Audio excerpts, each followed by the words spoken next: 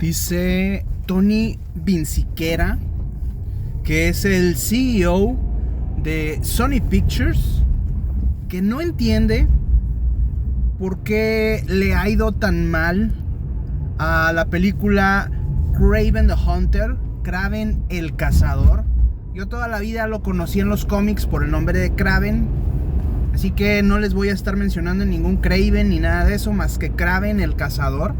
Y hay otras cintas como Madame Web, como Morbius, como Venom, a las que este año no les fue tan bien. Este año y en años anteriores no les fue tan bien. Y dice este cuate de Tony Vinciquerra que no entiende por qué, si son buenas películas, les ha ido tan mal en taquilla y con la crítica. Obviamente Martin Scorsese, el legendario cineasta, dice que detesta y que odia las películas de superhéroes. Aunque me gustaría ver a Scorsese dirigiendo una película de superhéroes de Marvel. Quizá ahí les va la idea. ¿Qué tal incluir a Daredevil? Tal vez a Spider-Man. Obviamente a Kingpin. Incluir quizá al Doctor Octopus. Incluir al Punisher. E incluir a Luke Cage en Nueva York, dándose duro de madrazos. Yo creo que hemos visto bastantes, hemos leído, los que nos gusta el mundo del cómic realmente, hemos leído bastantes historias de guerra de pandillas en Nueva York, ahí con el Kingpin, con Spider-Man, con Daredevil, haciendo relajo y medio ahí en Nueva York. Pudiéramos incluir al Rhino, estaría chingón. Pudiéramos incluir a Hammerhead, estaría muy fregón.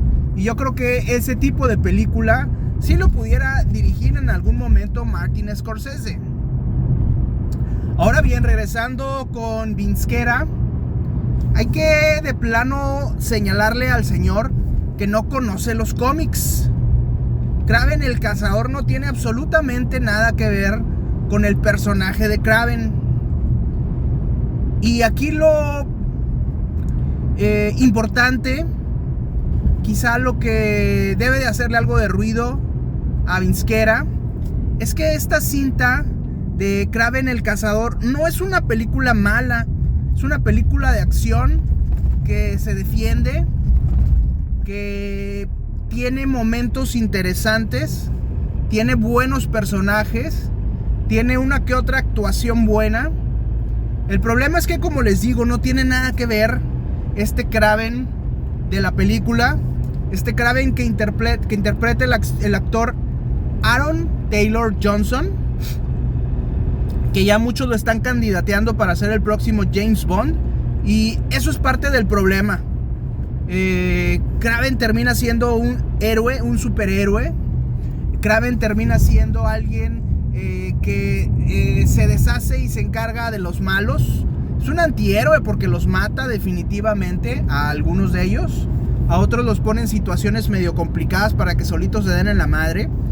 Pero el punto es que no tiene nada que ver con el personaje original de los cómics, con Kraven el Cazador, que era un cuate bastante alucinante, bastante fanfarrón, arrogante, y que en algún momento se planteó para la cuarta película de Spider-Man que dirigía Sam Raimi, que lo hiciera el actor Adam Driver, que hubiera estado genial, la verdad, para poder meterle esa intensidad, esa complejidad, esa locura al personaje, y no Aaron Taylor Johnson, que si lo quieren para James Bond, no es porque es un super actor como Daniel Craig, nada más lo quieren precisamente como Craig, porque es figura, impone, tiene, como dicen, percha, tiene imagen. Y bueno, eso sí lo hace este cuate Taylor Johnson, que salió en una película buenísima que se llamaba Kick-Ass, basada también en cómics.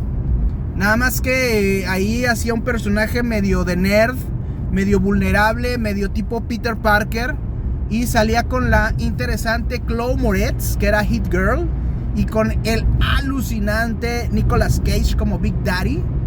Vale mucho la pena ver Kick-Ass. A mí me encantó esa película, y bueno, es tan buena o casi tan buena como el cómic. Es una de las grandes películas de superhéroes que mucha gente no le pone atención, igual que Watchmen. Qué mal tino poner a una Calypso, que era una sacerdotisa vudú, que le ayuda en cierta forma a darle sus poderes a Kraven. Qué mala onda ponerla o haberla convertido en una abogada. Es muy extraño. Es un tratamiento totalmente libre y pareciera ser, no sé si ignorante del personaje, de un personaje que la verdad siempre se me hizo muy interesante en los cómics. Qué mal tino utilizar al personaje del Camaleón, utilizarlo como un cantante en un centro nocturno, que ahora resulta que puede imitar a Chris Martin de Coldplay, que puede imitar a Tony Bennett y que puede imitar a Ozzy Osbourne. Es un asco, la verdad, que hayan hecho eso. Y bueno, qué lamentable que lo único rescatable en cuanto a temas de actuación es el señor Russell Crowe, que la hace ahí de maleante, traficante, ruso, que lo hace muy bien. Creo que es quien lleva buena parte del peso actoral en la película. Y bueno, Russell Crowe, yo pienso que hace buenas películas. Es capaz de hacer una película mediocre, hacerla funcionar, hacerla entretenida. Y bueno, aunque Kraven el Cazador, la película no es tan mediocre, la verdad es que ni Russell Crowe la puede defender totalmente. Quizá en otra época me hubiera gustado ver a Russell Crowe como Kraven el Cazador. Algo que me pareció interesante del planteamiento de esta película es el personaje del Rhino, que finalmente es un mafioso ruso, sí. Es un cuate que utiliza un tratamiento experimental para que se le endurezca la piel y adquirir esos superpoderes, pero se la alucinan un poco. Ya se la habían alucinado bastante antes. Se la alucinan en el sentido de que quien le da ese poder es Miles Warren, que es un genetista en Nueva York, que es precisamente quien se encarga de iniciar, para los que sepan de los cómics, la saga de los clones. En algún momento Warren se encarga de clonar a Gwen Stacy, clona también a Peter Parker y se clona a sí mismo. Esto es una chingonada en el mundo de los cómics, ya que estas historias son de los 70s y todavía no surgía la oveja Dolly, que fue la primer criatura viviente públicamente que se clonó, y ya estábamos escuchando el tema de la clonación. Desafortunadamente Miles Warren no tuvo nada que ver en el cómic con los poderes del Rhino. Sin embargo, aquí se la alucinan. Y bueno, no estuvo tan mal el tratamiento del Rhino, porque hay que recordar que en cintas anteriores utilizaron a un super actor, Paul Giamatti, que es buenísimo, pero desafortunadamente lo metieron adentro de un traje que era como un tanque de guerra hecho con chatarra soviética, y la verdad ahí otra vez se da uno cuenta de lo poco que saben estos ejecutivos de Sony Pictures respecto a los personajes. Se toman unas libertades que terminan destruyendo realmente a los personajes. La hacen mierda a la figura, al personaje de El Rhino. Eso es lo único que yo diría. Se me hace muy chingón ver a un Rhino que realmente es parecido a lo que hay en los cómics. Eso es bueno. Ver al camaleón que se transforma, al camaleón que se transforma durante un par de segundos, eso es bueno. Pero todo lo demás, aunque es una buena película de acción, no tiene absolutamente nada que ver con el cómic.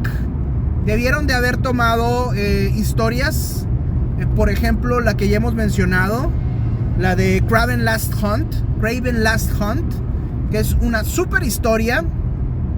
En algún momento se planteó hacerla, pero obviamente crear un guión popular que tuviera interés en el público masivo, que no se mete muy a profundidad a las películas, y presentar una historia sobre el suicidio del personaje principal hubiera estado complicado.